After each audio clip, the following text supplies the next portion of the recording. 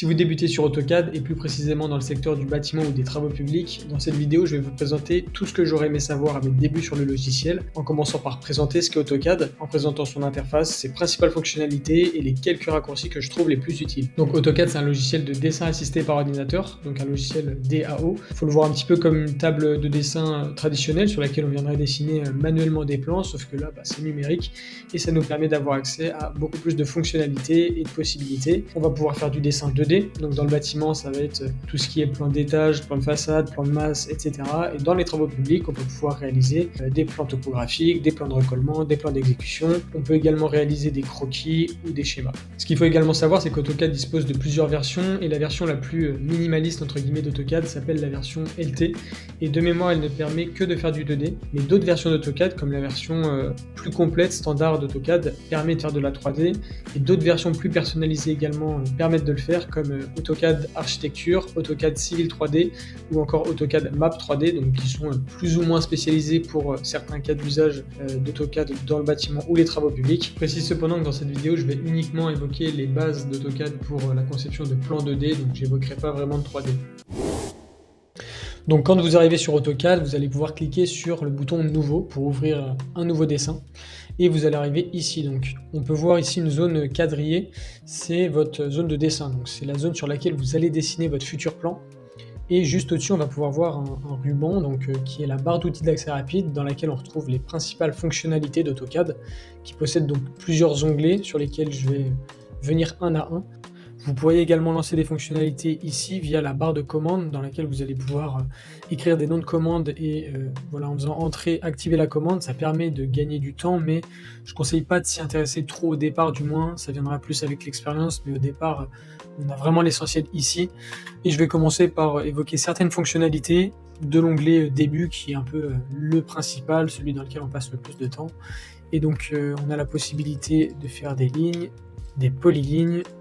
Donc la différence entre l'une et l'autre, ça va être que la ligne, elles sont vraiment indépendantes l'une de l'autre, tandis que la polyligne, c'est une seule et même ligne.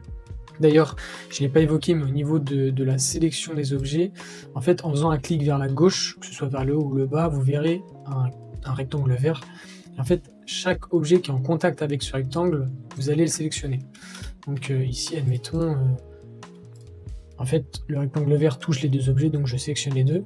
Et en faisant un clic vers la droite, vous verrez que c'est un rectangle bleu qui s'affiche cette fois. Et la distinction, c'est que l'objet, pour être sélectionné par le rectangle bleu, il doit être entièrement dans le rectangle bleu. Donc si je fais la même chose que je viens de faire avec le rectangle vert, vous verrez que ici, je sélectionne aucun des deux. Tandis que là, je sélectionne cette ligne parce qu'elle était entièrement dans mon rectangle. Voilà pour la distinction. Je vais pouvoir supprimer cela. Et pour la suite des fonctionnalités, je vous laisserai un peu essayer, mais vous allez pouvoir faire des cercles, des arcs. Donc là, j'ai fait un arc en 3 points, j'aurais pu le faire différemment. Donc on peut faire des rectangles également. Et ici, on a la fonctionnalité hachure que je trouve intéressante d'évoquer. Donc elle va permettre en fait de pouvoir distinguer des surfaces par rapport à d'autres sur un plan. Donc imaginons qu'on a une vue en plan avec une paroi. On va pouvoir, avec les hachures, distinguer le mur porteur, de l'isolant, du placo, etc. Ici, je fais un exemple. Donc ici, vous allez pouvoir avoir accès à toutes les hachures disponibles sur ce gabarit de base d'AutoCAD. Et donc admettons que je fasse un exemple avec celui-ci, donc le ANSI 31, je vais pouvoir venir cliquer dessus et sélectionner une forme qui est fermée. Parce que si, admettons, mon rectangle n'était pas bien fermé, ça ne fonctionnerait pas. Donc je clique au centre, et là vous allez me dire, c'est bizarre parce que sur le symbole, on voit des barres parallèles les unes par rapport aux autres, et ici, en fait, c'est tout blanc. C'est comme le calque solide.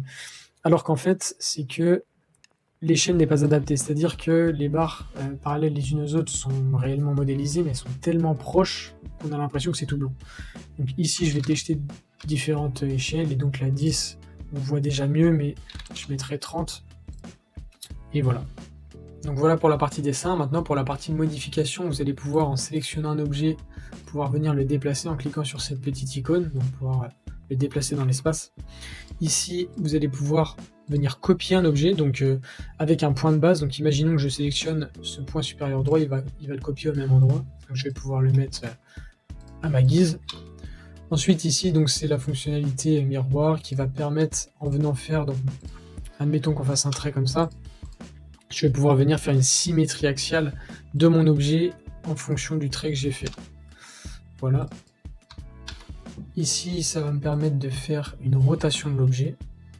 Donc pareil avec un point de base, si j'aurais voulu, admettons, le faire tourner selon ce côté-là, j'aurais cliqué ici. Bon voilà, je ne vais pas évoquer toutes les fonctionnalités. Une dernière que je trouve intéressante dans la modification, ça va être l'échelle. Donc ici, en fait, vous allez pouvoir grossir ou réduire un objet.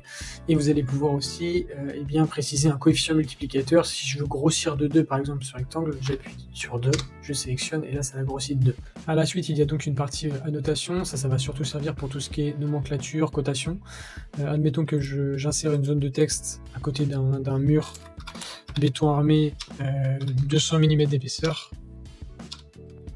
Voilà, je vais pouvoir faire ça à côté d'un mur, admettons, voilà, en précision, je peux même mettre la longueur 14 mètres, bref. La cotation, hein, c'est simplement ajouter des cotes. C'est assez logique.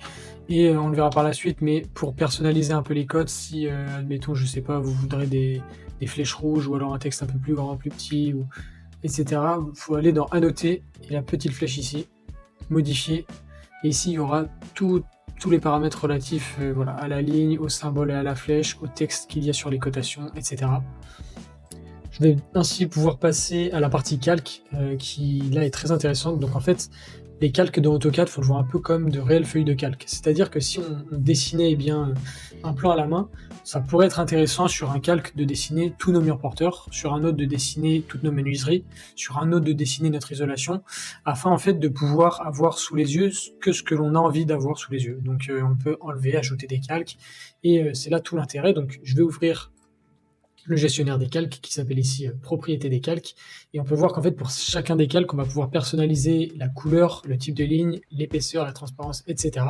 Ce qui permet par exemple de, si on veut changer la couleur de cloison, que nos cloisons elles sont grises et on les voudrait en orange, plutôt que de sélectionner manuellement et individuellement toutes nos cloisons pour changer leur couleur une par une, on va pouvoir ici directement changer la couleur du calque cloison pour tout simplement changer la couleur de toutes les cloisons d'un coup. Donc pour ajouter un calque, il faudra cliquer juste ici. Admettons que je vais faire un mur porteur. Je vais mettre une couleur grise foncée. Je vais pouvoir fermer mon gestionnaire de calque.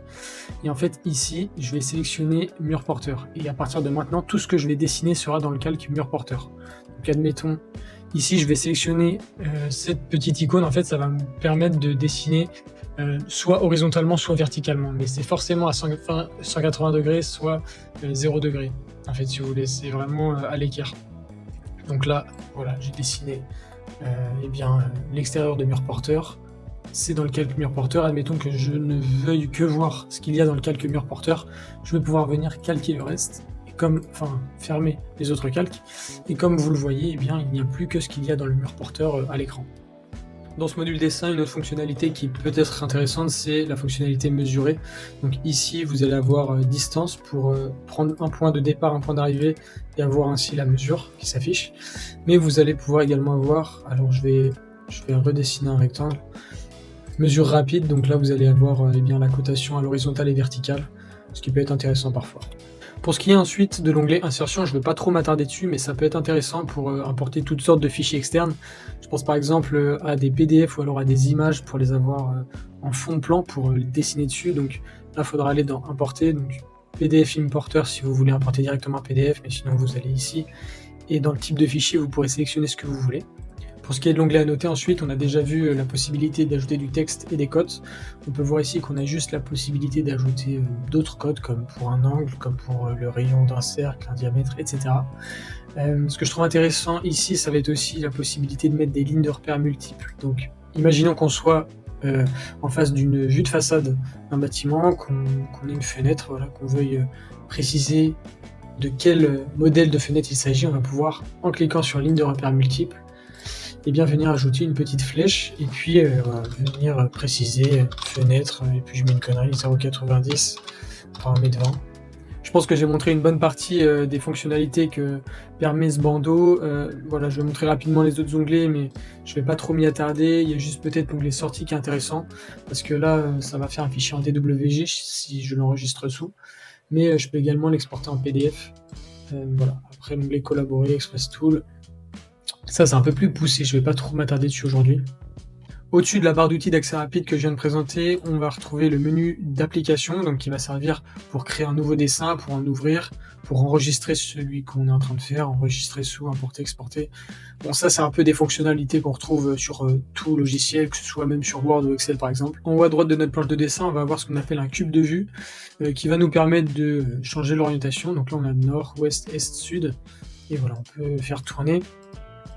On va également pouvoir changer la face. Bon, ça c'est intéressant pour des projets en 3D. À titre personnel, je m'en sers très rarement, si ce n'est jamais. Mais ça peut être intéressant à savoir. Alors autre chose ici, c'est la barre de navigation. À titre personnel également, je m'en sers très rarement. Mais ça peut être intéressant. Ici c'est panoramique. Bon, ça pour le coup, je vois pas trop l'intérêt parce qu'en appuyant juste sur la molette de votre souris, vous pouvez faire la même chose. Ça va quand même plus vite. Mais admettons que vous dessiniez sans souris avec le pad. Ça peut servir, mais franchement, autant acheter une souris. Ça, c'est le zoom global, donc zoom vers l'étendue. En fait, si vous êtes loin, admettons, à l'endroit où vous avez dessiné, en cliquant dessus, vous allez pouvoir recentrer. Ici, donc c'est l'orbite. Ouais, ça, c'est intéressant en 3D. Mais bon, moi, je m'en sers très rarement. Ici, ce sera la ligne de commande dont j'ai parlé au début de la vidéo. Pour donner un exemple, si je tape L, ça me donne accès à la fonctionnalité ligne, donc qui est également accessible ici. Donc voilà un peu le principe. Pour la barre d'état qui se trouve juste ici, vous allez avoir plusieurs possibilités également, comme la possibilité d'afficher ou enlever la grille. Il y a également cela qui s'appelle mode d'accrochage. Moi je trouve pas trop l'intérêt, mais en fait quand vous allez le cocher et que vous allez sélectionner une fonctionnalité comme la polyligne, en fait comme vous le voyez, le curseur il va se mettre que dans les coins du carré. Je sais pas trop à quoi ça pourrait servir, mais peut-être que dans certains cas de figure ça sert. Et en fait l'intérêt ici c'est qu'en faisant clic droit, paramètres d'accrochage, vous allez avoir accès aux accrochages aux objets. Donc ça, pour expliquer un petit peu, admettons que je trace une polyligne et que je veux en tracer une autre. Si je me mets pile au milieu, vous allez voir qu'il y a un triangle qui apparaît. Donc ça, c'est pour m'accrocher au milieu de la polyligne. Si je me mets à son extrémité, il y a un carré qui apparaît. Et en fait, vous allez pouvoir activer ou non des accrochages aux objets comme cela. Moi, ce que je vous conseille, en tout cas ce que j'aime bien, c'est d'appuyer sur tout sélectionner et d'enlever la tangente, d'enlever le nœud, d'enlever l'insertion projetée et d'enlever les parallèles. Là, normalement, c'est pas trop mal. Après, en fonction de vos préférences, vous pourrez ajuster. Vous aurez également accès à l'échelle juste ici, mais généralement dans l'espace objet, on dessine en 1 pour 1, donc c'est le par défaut. Et justement, au sujet de l'espace objet, en fait, c'est l'onglet dans lequel, donc ici, dans lequel on va venir dessiner, mais on a également des onglets présentation, donc layout 1, layout 2. Peut-être que chez vous, ce sera appelé présentation 1, présentation 2.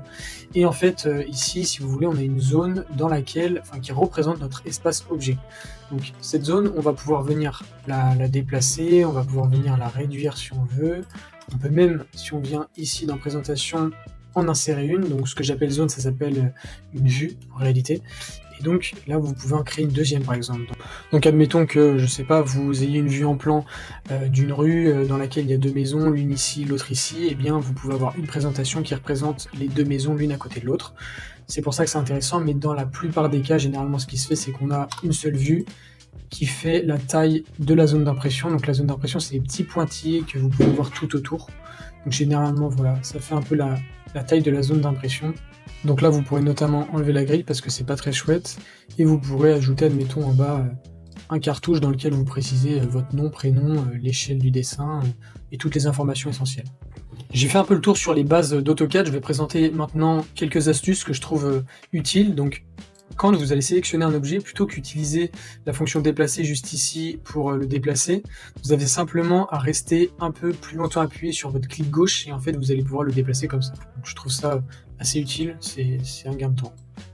Une autre astuce intéressante, c'est la possibilité de scinder votre espace objet en deux, donc en écrivant fenêtre dans la barre de commande en bas et en cliquant donc sur la première commande, vous allez pouvoir choisir comment vous voudriez scinder votre espace objet. Donc admettons que vous voudriez 2 fenêtres verticales, vous cliquez là-dessus et là eh bien on peut voir voilà, une première partie de l'espace objet à droite, une autre à gauche, ça peut être pratique. Et si vous voulez l'enlever, vous recliquez sur fenêtre et puis vous recliquez le mode unique. Ok. La dernière fonctionnalité que je trouve intéressante, c'est la sélection rapide. Donc en fait, ça va nous permettre de pouvoir sélectionner des objets qui ont une propriété commune. Donc je m'explique, une propriété, ça peut être une couleur. Donc par exemple, j'ai envie dans mon dessin de sélectionner tous les éléments qui sont verts.